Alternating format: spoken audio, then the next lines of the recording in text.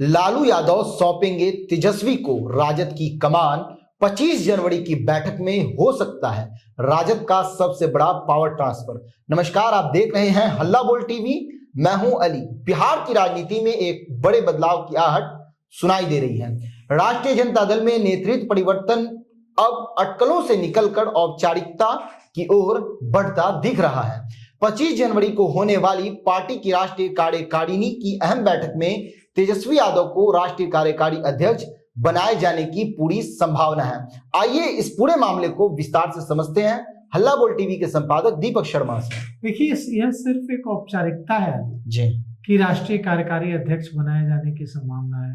वे राष्ट्रीय कार्यकारी अध्यक्ष तो छोड़िए, राष्ट्रीय अध्यक्ष से के पद वाले कौन से ऐसे फैसले हैं जो तेजस्वी यादव नहीं लेता है? सारे फैसले लेते हैं। सारे फैसले लेते हैं। और डॉक्टरों ने कहा है लालू प्रसाद यादव को कि वे तनाव न लें, दौड़ भाग न करें और अपने को ऐसी किसी भी चीजों से दूर रखें जिससे उनको टेंशन हो सकती है। तो फिर अब वक्त आ गया है जबकि राजद का नेतृत्व पूरी तरह से तेजस्वी यादव के हाथों में दे दिया जी। अब तक क्या हो रहा था?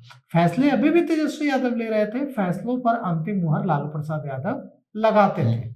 लेकिन अब तेजस्वी यादव ही फैसले लेंगे और तेजस्वी यादव ही अंतिम मुहर लगाएंगे। और यह काम हो चुका है। बिहार विधानसभा चुनाव में कौन से ऐसे फैसले हैं जो लालू प्रसाद यादव ने लिए? बिहार विधानसभा चुनाव 2025 में एक भी फैसला लालू प्रसाद यादव ने नहीं लिया। सारे के सारे फैसले तेजस्वी यादव ने लिए। तो तेजस्वी यादव पहले ही पार्टी के सुप्रीमो बन चुके हैं। बस इसका औपचारिक ऐलान 25 जनवरी को किया जा सकता है। 25 जनवरी को उनको पार्टी का राष्ट्रीय कार्यकारी अध्यक्ष घोषित किया जा सकता है।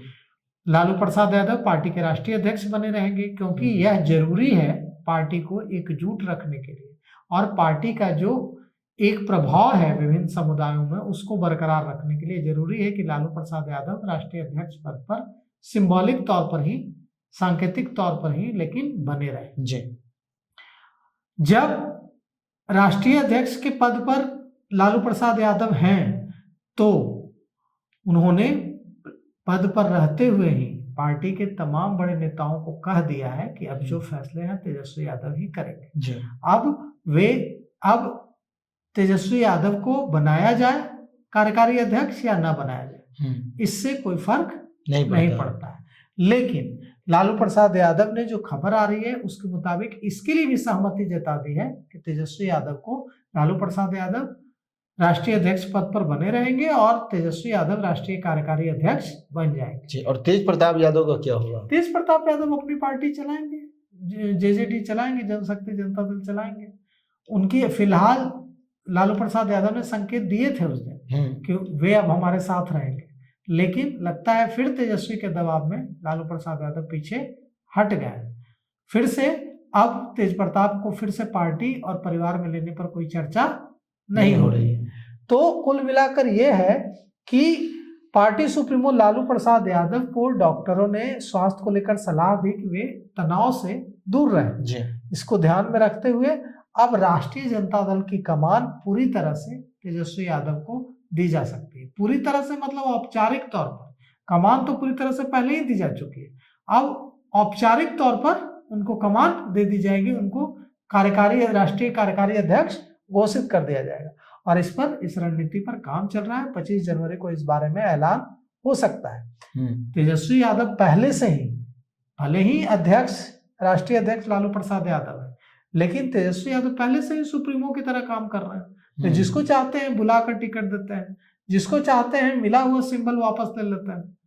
तो पार्टी के अधिकतर फैसले तेजस्वी यादव ही ले रहे हैं, लेकिन औपचारिक रूप से चूंकि उनके पास पद नहीं है तो कई बार संगठनात्मक अड़चनें उनके पास आती हैं। इसको दूर करने के लिए 25 जनवरी को जो राजद की राष्ट्रीय कार्यकारिणी की मीटिंग है उसमें उन्हें कार्यकारी अध्यक्ष बनाकर उनके नेतृत्व पर आधिकारिक रूप से मुहर लगा दी जाएगी और तेजस्वी यादव को संवैधानिक रूप से ताकत दे दी जाएगी, सांगठनिक रूप से ताकत दे दी जाएगी। पार्टी के सूत्र बता रहे हैं कि तेजस्वी यादव अब राष्ट्रीय कार्यकारी अध्यक्ष के तौर पर राष्ट्रीय कार्यकारी अध्यक्ष की भूमिका में रहेंगे और उनको राष्ट्रीय कार्यकारी अध्यक्ष बनने के साथ ही वे सारे अधिकार मिल जाएंगे संवैधानिक रूप से, जिन पर अब तक क्वेश्चन मार्क लगाया जाता है कि तेजस्वी यादव ने यह फैसला कैसे ले लिया, क्या उन्होंने लालू प्रसाद यादव से पूछा। अब राष्ट्रीय कार्यकारी अध्यक्ष बनने के बाद उनके सामने ये दिक्कत नहीं रहेगी। और पार्टी के भीतर जो है वो पहले ही उन्हें नेता, मतलब जो विरोधी थे, जिनको लगता था कि तेजस्वी यादव बच्चे हैं, तेजस्वी यादव को नेता क्यों स्वीकार करें, हम सीनियर हैं, हमें नेता बनाया जाना चाहिए, वे उन लोगों ने, अधिकांश लोगों ने हथियार डाल दिए हैं, नेता स्वीकार कर लिया है। और जो कभी लालू प्रसाद यादव के जमाने में हुआ करता था कि लालू प्रसाद यादव ने अगर कोई फैसला ले लिया तो उसके खिलाफ पार्टी में कोई चू भी नहीं करता, बिल्कुल वही स्थिति अब तेजस्वी यादव की आरजेडी में है। तेजस्वी यादव जो फैसला ले लेते हैं उसके खिलाफ कोई बगावत नहीं करता है। और जो भी नाराज होता है वो ये कह देता है कि संजय यादव बरगला रहे हैं, रमीज नेमत बरगला रहे हैं, लेकिन कोई ये नहीं कहता है कि तेजस्वी यादव गलत कर रहे हैं। वो नाराज होता है तो कहता है कि तेजस्वी यादव से गलत करवाया जा रहा है और सारा ठिकरा संजय यादव पर फोड़ देता है। तो जो 25 जनवरी की राष्ट्रीय कार्यकारिणी की मीटिंग है उसमें अनुसार नेतृत्व परिवर्तन पर तो चर्चा होगी ही, नेतृत्व परिवर्तन का फैसला लिया ही जाएगा, लेकिन साथ ही साथ अनुशासन पर भी फैसला लिया जा सकता है। भीतर घात करने के जो आरोपी नेता हैं लगभग 400 की संख्या में, जिन पर आरोप है कि वे थे तो राजद में लेकिन काम कर रहे थे एनडीए के लिए, उनके खिलाफ कार्रवाई हो सकती है, उन्हें पार्टी से निकालने को लेकर भी फैसला हो सकता है।